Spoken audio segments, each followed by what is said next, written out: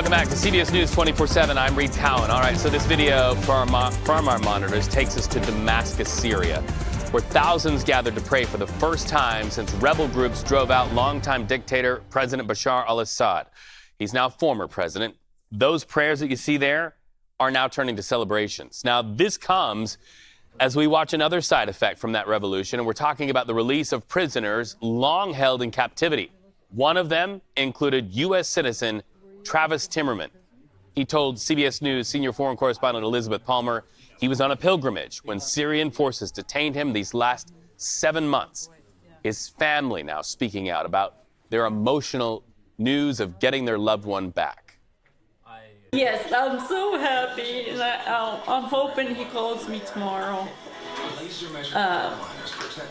and say he's okay, and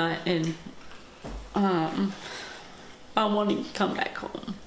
I had a meltdown last month, and I cried all night and all day about that. But you know, I still have my hopes up. But yeah, I was sad because I figured I wouldn't ever see him again if he was dead. He said he went to the bathroom. They let him go to the bathroom 3 times a day. That kind of melt my heart. I was sad about that, but I'm glad they found him. This is a whole huge Christmas present that we all get to hear. I told my mom this morning, I was like, it's a Christmas miracle. I know she is very, very ecstatic, enjoyed, overwhelmed, and just beyond super excited. I probably will cry and just tear up and I can't wait for that day. Oh my gosh, okay, sorry. More word of families united in this world, right? Let's go to CBS News correspondent Ian Lee in Timmerman's home state of Missouri. Ian? Well, the family is describing this as a dream come true. The last few months have really been excruciating. We heard from Travis's mother, who said that she almost had a breakdown from the worry about where her son is. You know, they're so happy that he's been found alive and well. They look forward to be reuniting with him. His sister described it as a Christmas miracle, but the family does have some questions. The last time they heard from him, the beginning of the summer, he was in Budapest. They got a cryptic email saying that he was going to be offline for a few days. During that time, he then went to Lebanon and then tried to cross the border into Syria. That's when he was detained, but he didn't tell anyone where he was going. So the family really wants to know what happened between that time. They also want to know why he didn't contact them. Travis said he had a cell phone in the prison with him and that he actually talked to his family 3 weeks ago. But when I spoke with his cousin yesterday, she said no one in the family had heard from him. So they want to know who he was talking to. They also want to know why he was trying to go into Syria. Now, he said he was on a Christian pilgrimage. His cousin said that was something that he was looking to do, but they wanted to know why he would want to go into this war zone. Well, the family, though, in the meantime, is excited to welcome him back home. Travis does have a new niece. They want to introduce him to her and have the family all back together for Christmas. Back to you. CBS News correspondent, thank you. Our video monitors now take us to Ukraine to see the fallout following one of Russia's largest missile attacks targeting that country's power grid. And you see the snow falling there. Power grid out, that means it's cold. Ukrainian President Volodymyr Zelensky says Russia used 93 missiles and more than 200 drones to take down key power grids. He also said Ukrainian forces managed to shoot down 81 of those missiles using U.S. defense equipment. So this missile strike marks the 11th targeted attack against Ukraine's power grid just this year. Eurasia Senior Center fellow Michael Bosacue joined the stream earlier today to talk about conditions on the ground there in Ukraine. Listen. It's about as bad as it gets. Odessa is one of the biggest cities in Ukraine. It's the southern port city that pretty much feeds the world. And in the area where I live, which is strategic area between the Chinese and the Turkish consulates. No electricity all day, no water, no heating. And as you pointed out, the temperatures are going well below freezing. So, and it's interesting because the past few days have been very, very quiet in Ukraine, relatively quiet, no air raid silence pretty much. And we were just speculating last night why, and now we know is the Russians were waiting for a very bad cold snap and to hit Ukrainians when they're at their most vulnerable. It looks like 5 of Ukraine's 9 nuclear power plants have had to reduce output, and that represents a big chunk of electricity. In fact, it could be that there won't be enough electricity, for example, for Moldova as well. So it's, but in terms of what the Russians sent over, according to the Kyiv Post, that was about $1 billion, $1 billion worth of muscle in just a span of a few hours.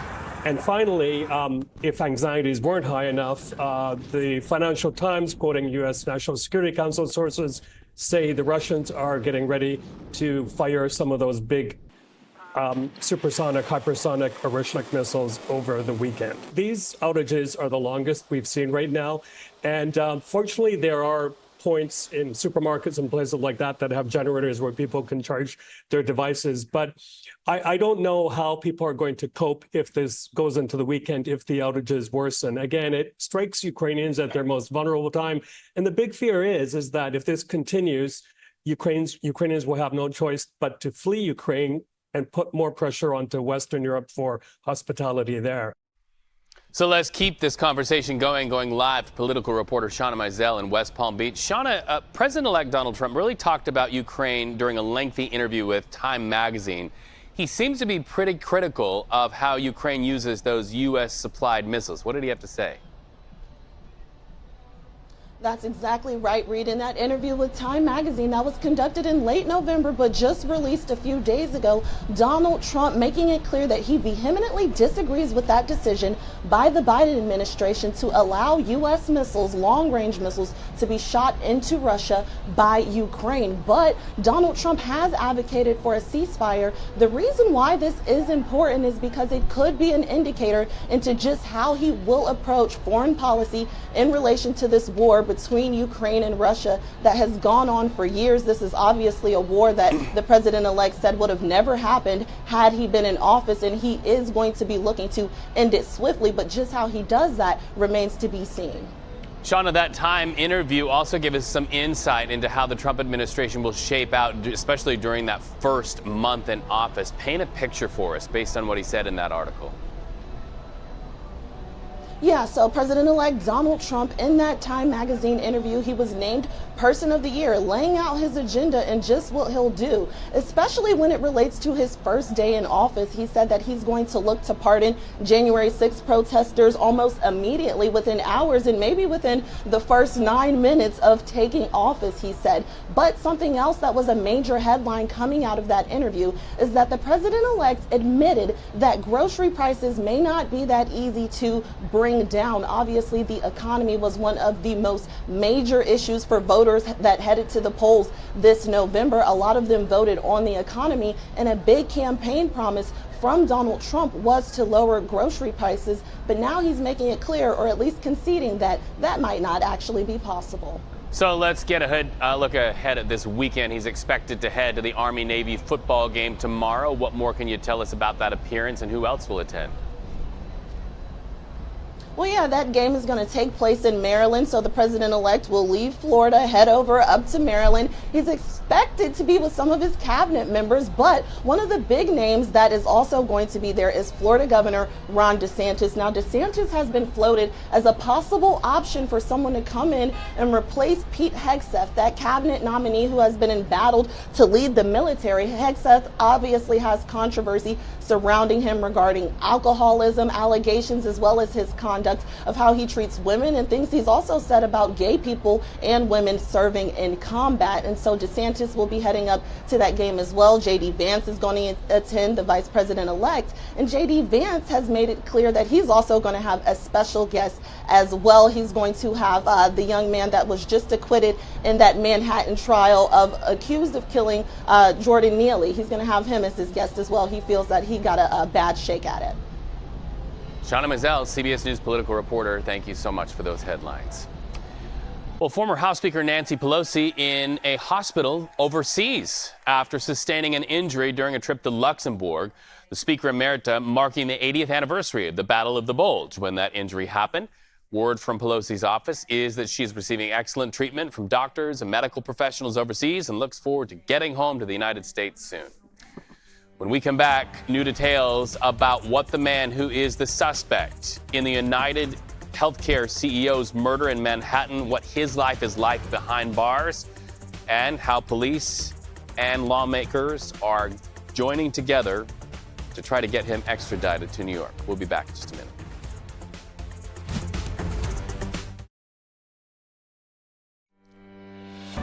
Welcome back to CBS News 24/7. New details in the case against suspected United Healthcare CEO killer Luigi Mangione inside a maximum security unit.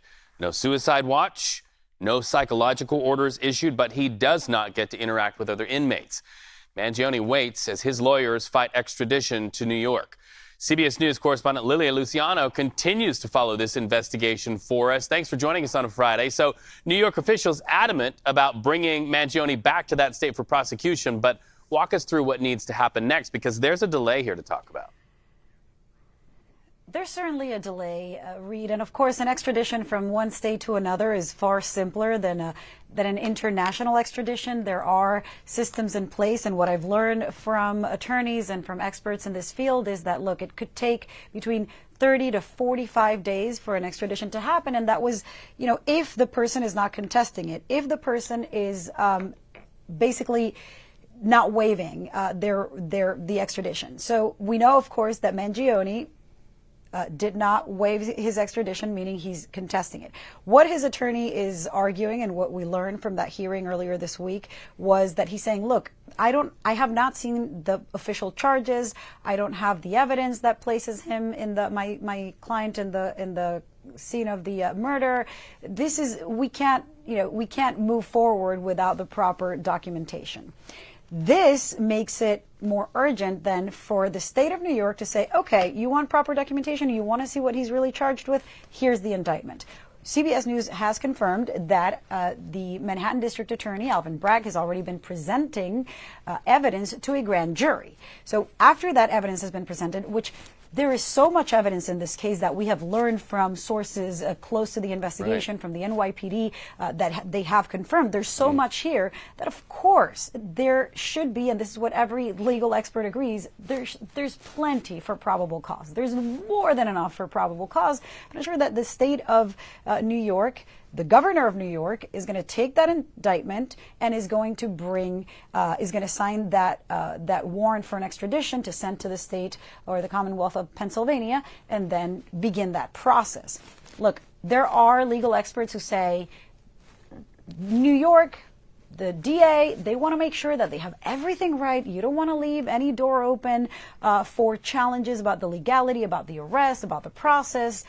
But we are talking about also a very high-profile story where you have the NYPD, the FBI, the U.S. Marshals, and police agencies across the country with their eyes on the NYPD asking, why don't you have this suspect 6 days into this shooting that happened in the middle of Midtown Manhattan? I cannot imagine, and this is just, obviously we can't make big assumptions and we don't have all of the information, but with an indictment in hand, it's hard to imagine that the governor of New York, that the Manhattan District Attorney are going to say, let's wait till the next hearing that is in the books, which is on the 23rd, and then there's one on the 30th, where the defense attorney representing Mangione in Pennsylvania is going to be able to ask for bail. The other ones are more technical, but having to do with the extradition as well. So we are waiting any moment now to get that indictment, to see how long it'll take for that to become that, or to launch that warrant for his extradition, and then see if he will be extradited. They're going to wait till after the 30th, after the next hearing in Pennsylvania, or if that's going to happen before. It's all unknown, and every expert I've talked to has said anything could happen. There's a whole wide range of possibilities here, but politically thinking, doubt it's going to take too long. Well, and it's often said in legal circles that in the face of overwhelming evidence, defense attorneys often go after that process. They hit the process and the procedure. So that's why that's so fascinating to me. And you know, another thing that's really fascinating to me is how did he get out of New York? Mangione was able to flee. I remember last week we were talking about how he was last seen in Central Park, then he just disappears. What do you know about the getaway? Well, we were covering, this is one of the most fascinating new bits of information that we have learned, thanks to our colleague, Ali Bauman, who confirmed it with the NYPD. Everybody thought that what the NYPD had said, and probably authorities thought until very recently, was that he got on a bike. The bike went through Central Park. He ditched the bike, that he got in the taxi. The suspect then had that cab ride all the way to that bus station, bus terminal near the George Washington Bridge. That is 120 blocks up north of where the crime scene happened, and that he must have taken a bus, that authorities weren't sure where that bus took him, but out of the state. Then this suspect appears in Pennsylvania. Now we are learning from the NYPD that it turns out that he might have not taken a bus out of the state then, but come back down to Midtown Manhattan to Penn Station, which is just a mile away. The bus terminal was 7 miles north, uptown. This station, Penn Station, is just a mile as the crow flies away from the crime scene. Is that risky? Is that brilliant? Because now you're using all kinds of different transportation systems, and that there at Penn Station, that he would have gotten from the bus terminal to Penn Station in the subway. So now it's bike, taxi, subway, and then a train out to Pennsylvania. Another big question is, where did the bus that brought the person of interest or the suspect to New York come from? That's also another big question. I'm looking at the map, and police had said initially that they had traced the surveillance video at the bus terminal where this person got here in Port Authority to a bus that originated in Atlanta, but they didn't know where it started. Right. The route between Atlanta and here in New York City goes through Baltimore, which is where Mangione is from. Still a suspect, but it goes through a lot of other places. Not sure exactly where it stops, but what he did before, what he did after is what police are slowly giving us so that we can piece together the escape and what could have gone into preparing this really just outrageous crime that has changed the way that Americans are talking about systems overall. I mean, this is just such a unique case, Reed, because I have never in my life or my career seen so many people seeming to root for somebody who did something so horrible, who committed a crime in the middle of a city in broad daylight, in cold blood, as you could say, and everybody's talking about it because it brought to light a system that so many people have issues with. So there's going to be a lot of attention on this case. Regardless, we are also looking into the conversations that have started, including one from the CEO of United Health, the parent company of United Healthcare, talking about how they vow to do their best to improve the systems and recognizing that the system needs to be fixed. Very intricate, complicated, bigger conversation, but all part of this case that we are following step by step. Somebody's going to write a book about it, and in the meantime, we wait to see that indictment and whether prosecutors throw a book or throw the book at him. Lily Luciano, thank you so much for breaking it down. Of course, this CEO shooting now having ripple effects in Florida. Look at this. This is a woman who allegedly threatened Blue Cross Blue Shield over the phone for denying insurance claims. Affidavits show that she said, and I'm going to quote the affidavit, "Delay, deny, depose, you people are next," close quote. That's, of course, the phrase found on the bullet casings in that United Healthcare CEO's murder. She now faces charges of threats to conduct a mass shooting or an act of terrorism. We'll have more on that investigation later this hour on CBS News 24/7. When we come back, we are watching to see if something President-elect Donald Trump did in his first term relative to your taxes will be extended. There is a deadline for a tax proposal to expire. Will Congress see that there could be some political liability and extend that? We're having that conversation when we come back on CBS News 24/7.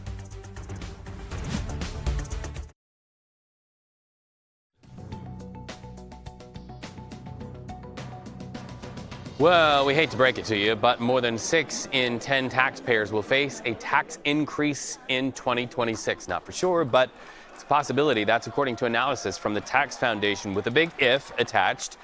The if is this: if lawmakers fail to pass legislation extending provisions in President-elect Donald Trump's 2017 Tax Cuts and Jobs Act. Remember that? Without congressional approval, those expire at the end of 2025. Let's go live now to Richard Rubin. He is U.S. tax policy reporter for the Wall Street Journal. Richard, thanks so much for being with us on CBS 24/7. With that expiration, what's the impact to tax brackets that we all watch, especially here at the year's end? Yeah, so what would happen, the biggest impacts would be you'd see the standard deduction shrink. You would see the tax brackets go back to what they were roughly in 2017. Tax rates in general would go up. And so you'd see impacts on households across the income spectrum. Like you said, about 62% of households would see a tax increase. About 9% would actually go the other way and would be better off if these tax cuts expire. But in general, you have people who pay more in income taxes, higher income households, people in the top 20% of the income distribution in particular, would see their taxes go up and see their take-home pay, their take-home income shrink. Well, a lot of people depend also on that child tax credit. What could the impact of the child tax credit be? So the child tax credit's an interesting one. It was $1,000 before the Tax Cut and Jobs Act in 2017. It's now $2,000, but that $2,000 has not been indexed to inflation. That was an intentional decision they made in 2017 to set that $2,000. And given the inflation that we've had since then, that $2,000 per child has eroded over time. So you will see an effort, I think, as Republicans figure out what they want to do with this, to take that $2,000 up a little bit and maybe tie it to inflation going forward. It's a real thing for parents to watch for, if you've got kids, to see whether that's going to end up being $2,000 per child or even more than that, or if everything expires to go back to being $1,000. All right, so I'm hearing a lot of things about this SALT cap deduction. I need to go back to school. I don't know what that is. I doubt a lot of people out there know what it is. What is a SALT cap deduction, and how is it relevant to this conversation? How could it change if those expire? Yeah, so the same people who are dealing with the drones are really well aware of what the SALT cap is all about. SALT is state and local tax, SALT. We all call it SALT now. And in the 2017 tax law, they put a $10,000 cap on the amount of state and local taxes you can deduct from your income for federal purposes. So if you're in a place that has relatively high state and local taxes, that tends to be, income and property taxes. So that can be New York, New Jersey, California, Illinois, Minnesota. It can be other places too, but those are the places where it's the biggest issue. That $10,000 cap really has been restricting you, and they're people who are paying more in taxes, particularly very high income people overall, than they would have paid without this cap. And so the thing about the cap, though, is that with Republicans fully in charge of the House next year, but with a very slim margin, Republicans have, from those states, New York, New Jersey in particular, have enough clout to say, no, we're not doing anything on this issue, on any tax bill, unless that $10,000 cap gets higher. And so they haven't settled on a number. Right now, it's $10,000 for individuals and for married couples. You may see it go to 20 and 40. You may see it go to 30 and 60. This is one of those big negotiating items that's still out there. So people feeling peppery over the SALT cap deduction. We'll be watching that one for sure. Okay. When we talk people's money, eventually, and we know this with the recent election, there are political implications here. So how likely is Congress to extend this tax deduction that we saw in 2017, and many people say they've enjoyed since then?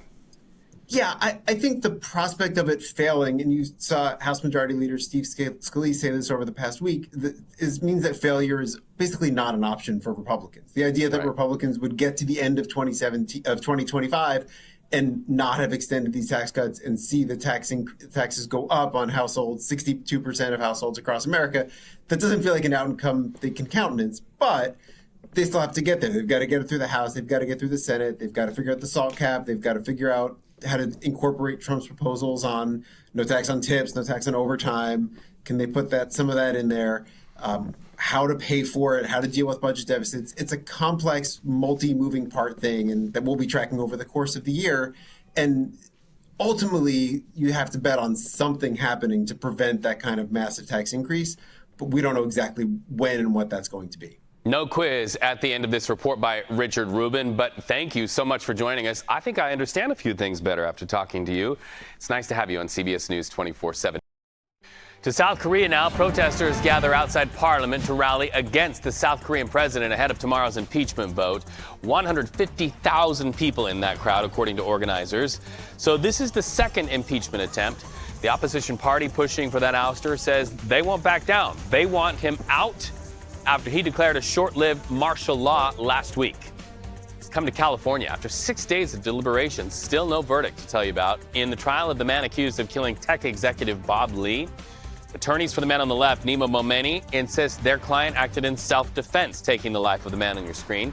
No word on what's taking the jury so long, but they have told the judge they'll be back at it Monday to resume deliberations. We will be watching. Let's jump the map now to New York, where investigators want to figure out the cause of a deadly plane crash there. It happened last night. This is in the town of Harrison, about an hour's drive from New York City. Plane hit a grassy patch right in the middle of a highway. Of the two people on board, police say one died, the other suffered critical injuries. We're going to continue that conversation about drones, the size of vehicles, now seen over 4 states. Remember, the first reporting came out of New Jersey. Well, the newest states that have been added to those sightings, and we talked to an expert, somebody who knows a lot about drones, joining us on CBS News 24/7 to go deeper on that conversation. Stay with us.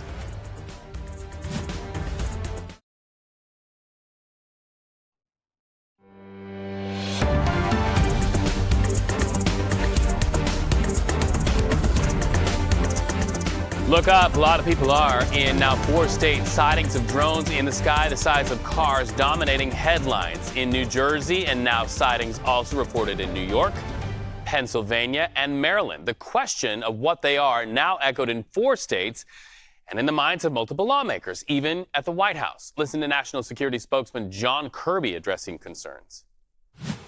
While there is no known malicious activity occurring, the reported sightings there do, however, highlight a gap in authorities.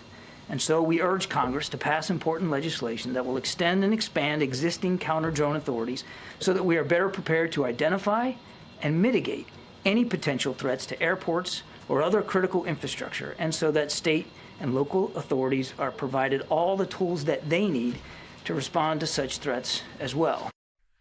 Yeah, they look small, but they are very big. Moments ago, New York Governor Kathy Hochul weighed in on the New York drone sightings, saying on social media this time there is no evidence that these drones pose a public safety or national security threat, close quote. So I want to talk live to Jonathan Ruprecht. Jonathan, welcome into CBS News 24/7. You're fascinating to talk to because you're a drone attorney, you're an FAA certified commercial pilot, and you're a flight instructor. So I'm fascinated to see your read on all of this reporting, especially what we just heard from Hochul.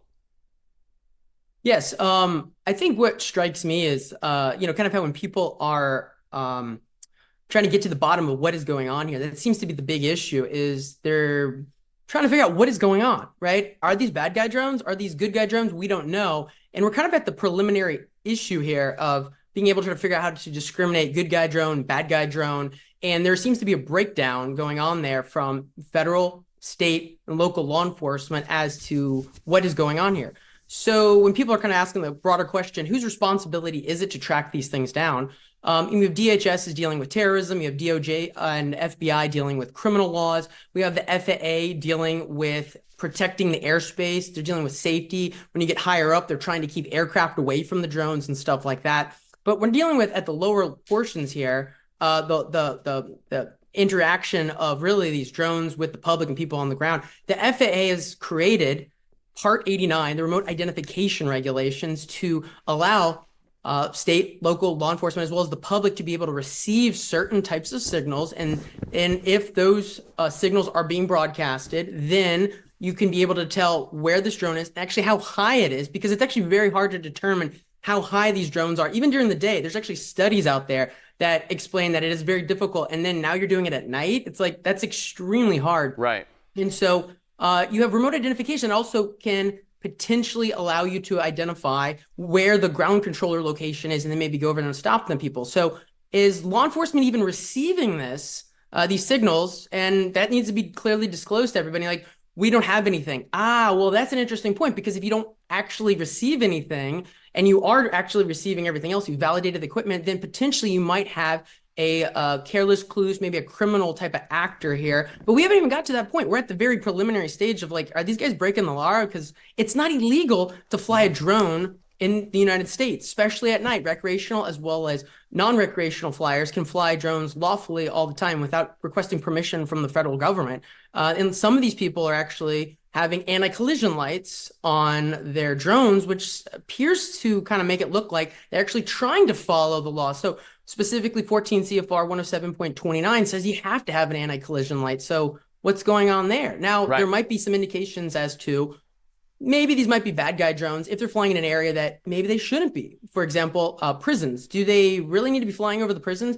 What about military installations? Do you really have a legitimate interest, reason to fly over a military installation? Probably not. But one thing that they might be able to fly near that kind of causes a lot of confusion is airports. For example, the FAA has implemented this Lance system, is what it's called, and it allows for rapid authorizations. And in the news, there's been a lot of talks about drones flying near airports, and that's dangerous and scary and stuff like that. But over the last so many years, the FAA has granted over 1 million authorizations for drones to fly lawfully near airports. So that's 1 million reasons why there could be a lawful drone flight happening.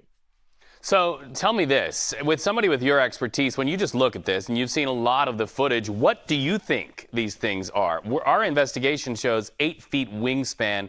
Just to your eye, what are they and what's their capability? Best case scenario, it's just somebody flying around. Worst case scenario? It's nothing. There's nothing illegal about having an 8-foot drone flying around, right? And so it could just be a guy with an 8-foot drone flying around at night. He's testing it out. Worst case scenario, it could be an individual that is trying to do reconnaissance, right? You could have either some type of private industrial espionage. You could also have nation state actor espionage, something maybe along those lines. So if you don't see anything underneath it, that might indicate that it might have to be terrorism, or maybe it's a precursor to terrorism. But that's in a worst case scenario. At the same time, we have many, many, many lawful people flying lawfully all the time, helping people and save lives. So, you have different layers to this. You have federal, you have local, you have state law enforcement. Do you think that this case now, and we're seeing it now in 4 states, is going to help us hone the coordination between those different layers of government, perhaps in responding to something like this in the future? I believe so. I mean, this is a good wake-up call for everyone to figure out, like, hey, are we actually receiving these remote identification signals? And as the local law enforcement on the ground, are these officers trained on how to do that? Potentially, and so that way you can kind of escalate it up from there, saying, hey, guys, there's a drone that is not broadcasting. Potentially that makes it suspicious at that point because it's not following the law. Therefore, we need to kind of escalate and further investigate. And so it's really kind of honing everybody here. Additionally, even if you have identified that is a potential suspicious drone that you need to get into, that creates a lot of issues. Because how do you go further about tracking and kind of finding out where this the controller is? Where's the bad guy, if you will? If there isn't a bad guy, it might be a clueless guy that just needs educating, going like, hey, by the way, give me your license registration. I need to see figuring out what's going on here.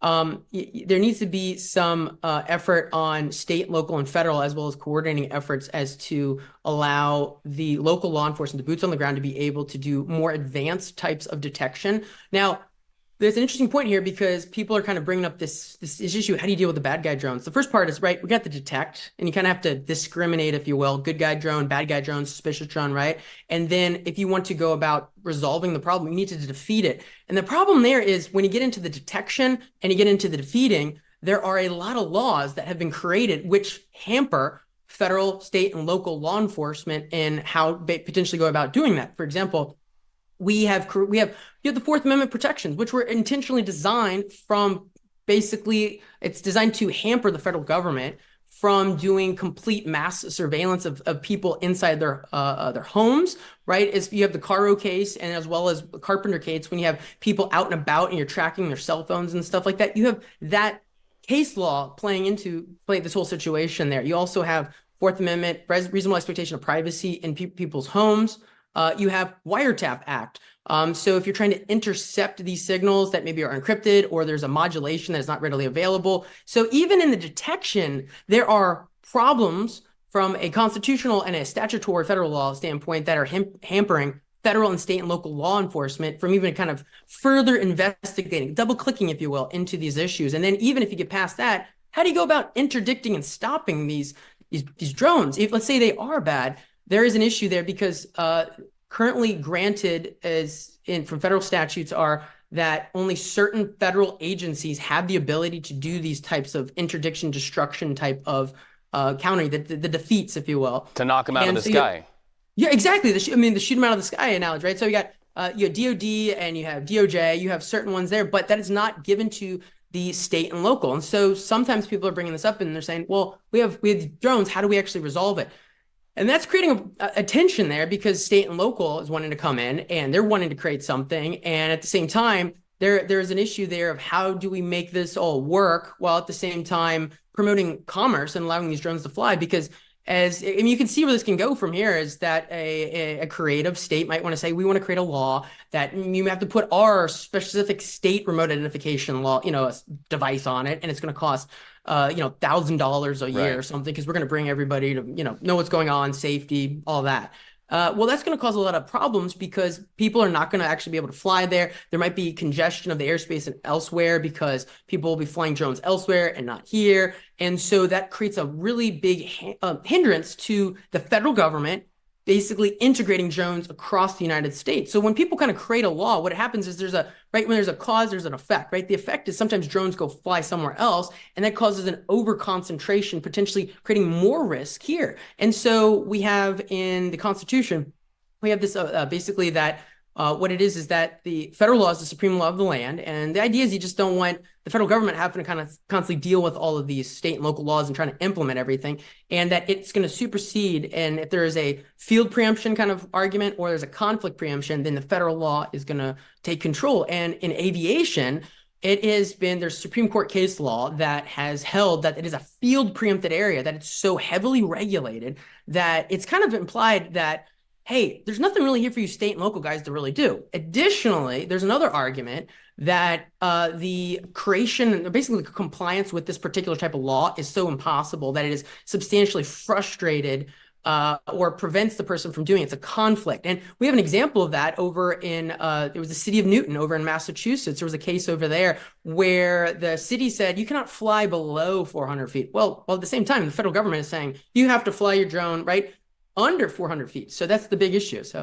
Well, a lot of people getting their voices heard, getting scholarly about it. Meanwhile, the people on the ground in 4 states saying, what the hell is it? Jonathan, thank you so much. Fascinating conversation. When we come back on CBS News 24/7, we are going to be talking about a woman who is now in deep trouble in the state of Florida. She is accused of parroting those 3 words that were written allegedly on the bullets that killed that United Healthcare CEO. The consequences she's facing for that when we come back.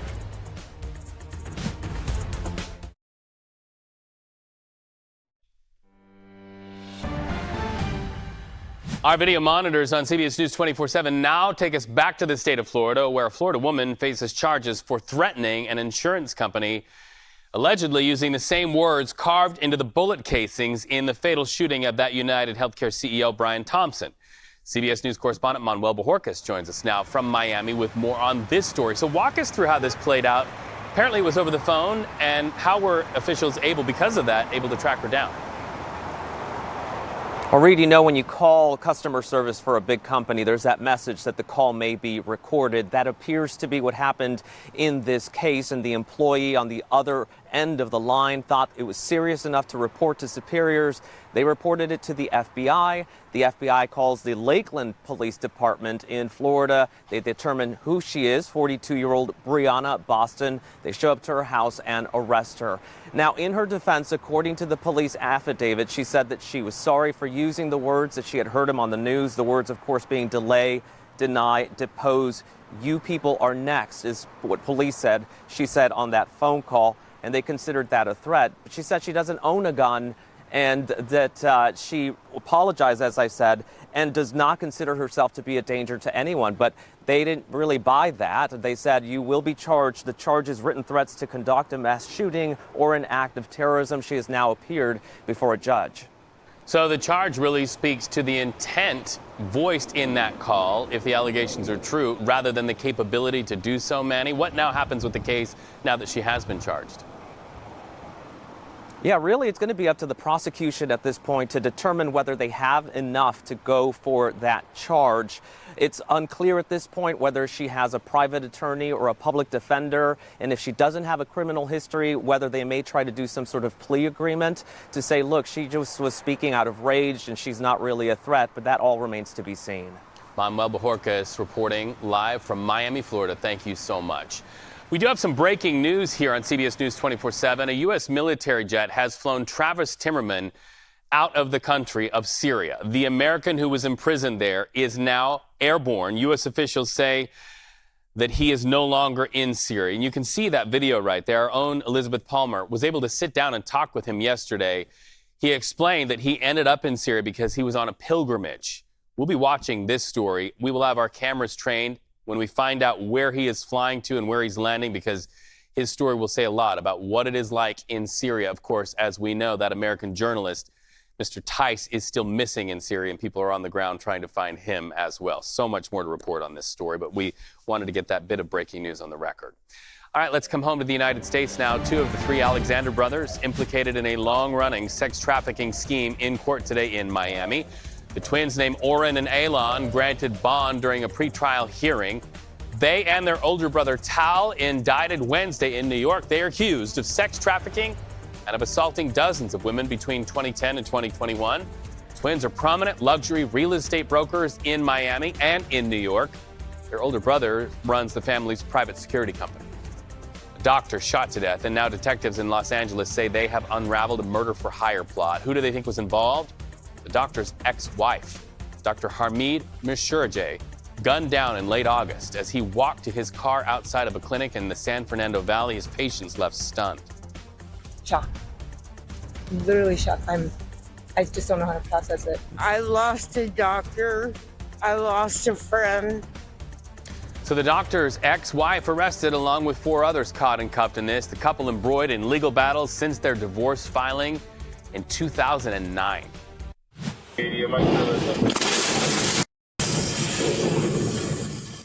Wow, you see the impact, and then you see the first responders running for cover. That is the sight and sound. Here it is again. And there they are running. That is when a Michigan box truck spun out of control and right into the back end of a fire truck. This is in Kalamazoo, about an hour's drive south of Grand Rapids. Here's the backstory. First responders were on the scene of a previous crash when this one happened. Man, everybody's okay. First responders say this video is a warning for drivers to please slow down in icy weather. So what's a newscast without a photo like this to our monitors? What's your week been like? Do you hit Friday kind of feeling like this? Simon, one of our directors here in the studio, says yes. So that is what a squirrel looks like, stuck in the trunk of a tree. Can you hear him? Help me out. This is news because this photo just won this year's Nikon Comedy Wildlife Photography Awards. No word on the condition of the squirrel, but the world going nuts for the photo. Poor squirrel. If you've had a week like that, you continue tuning in. You're a part of what we do every day here on CBS News 24/7. We bring you news as it breaks, video from all over the United States and the world into our monitors, and of course our Eye on America that keeps us focused on our core value, your stories from your communities. Thanks for watching CBS News 24/7.